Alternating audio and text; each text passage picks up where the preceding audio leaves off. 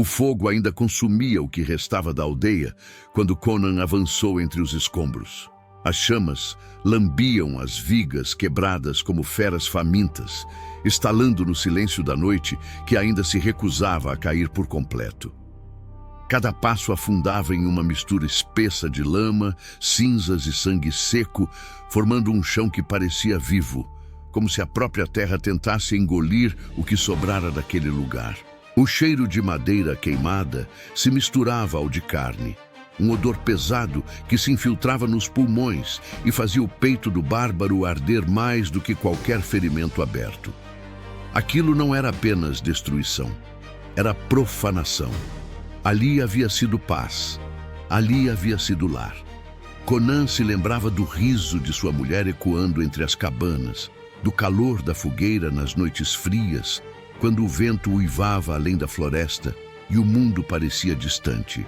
Lembrava-se do som das árvores rangendo sob a neve, do cheiro de pão simples assando, do toque de mãos que agora não existiam mais.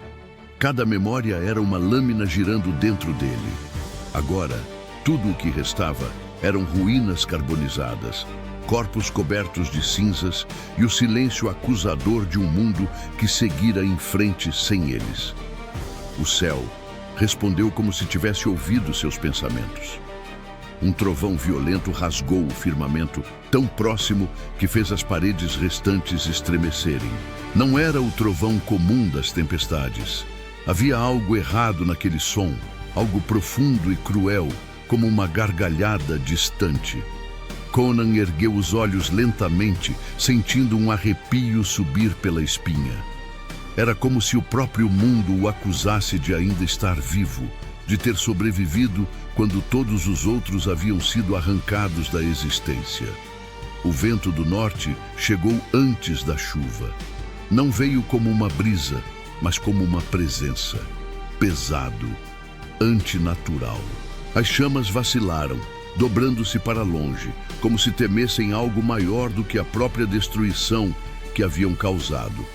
A fumaça foi arrancada do chão e girou em espirais estranhas, formando sombras que pareciam se contorcer. Conan sentiu o peso cair sobre seus ombros.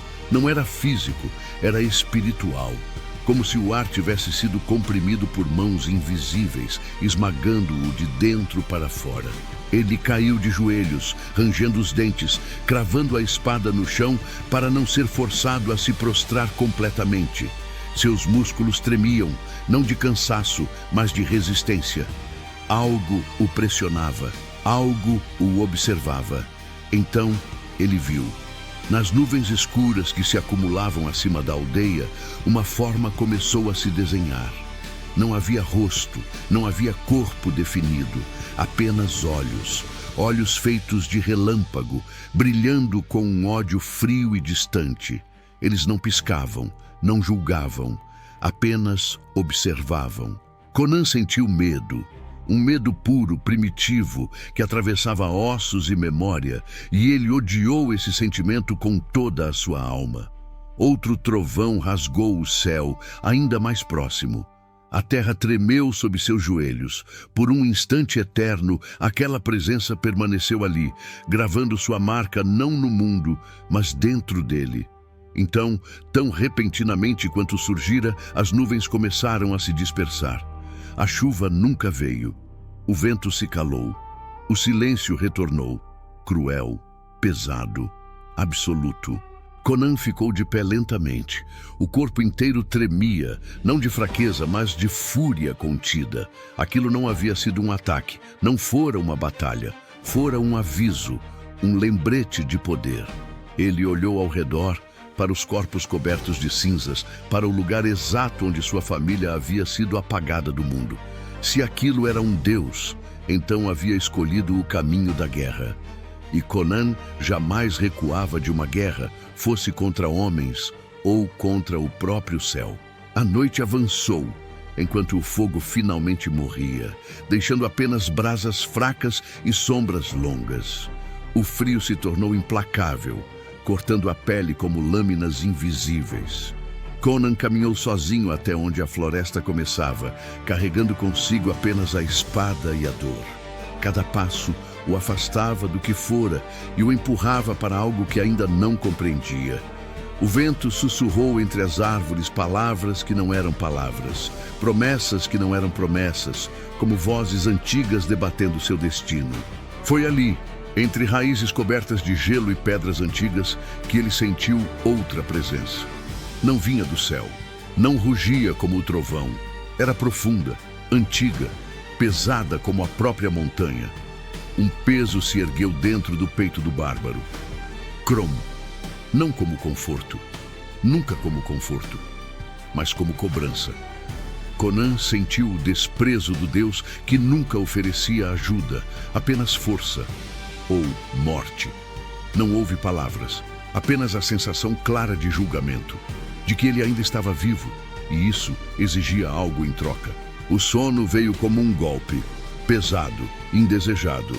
Conan caiu entre pedras e neve sem perceber quando fechara os olhos. Sonhou com correntes arrastando corpos para a escuridão. Sonhou com um mar negro engolindo homens e navios como se fossem brinquedos quebrados. Sonhou com sua espada partindo-se em suas mãos, deixando-o nu diante do impossível. Sonhou com sua própria morte repetida inúmeras vezes, sempre diante daqueles mesmos olhos silenciosos que o observavam sem emoção, sem pressa. Quando acordou, o sol ainda não havia nascido. O frio mordia a pele como dentes famintos. O coração batia pesado no peito, e cada respiração trazia consigo a certeza que apenas guerreiros sobreviventes carregam. Ele não poderia enfrentar aquilo apenas com músculos e ódio. Não desta vez. Algo precisava mudar. Algo precisava ser encontrado. Um poder que não se curvasse aos deuses. Um poder que não pedisse permissão ao céu. Ao longe, entre a névoa que se arrastava pelo chão, luzes surgiram. Pequenas, tremulantes. Uma estrada antiga cortava a paisagem, marcada por passos de mercadores, ladrões e condenados. No fim dela, uma taverna isolada se erguia contra o frio, conhecida por homens que buscavam respostas que não deveriam existir. Ali se reuniam bruxas, mercadores de segredos, sobreviventes de pactos que nunca deveriam ter sido feitos. Conan seguiu naquela direção sem hesitar. Cada passo era uma escolha. Se havia respostas sobre seus sonhos, sobre sua morte, sobre o Deus do trovão que destruíra tudo o que amava, elas estariam ali. E se o caminho exigisse sangue, Conan estava pronto. Pois agora ele não buscava apenas vingança, buscava desafiar o próprio destino e, se necessário, arrancá-lo das mãos dos deuses.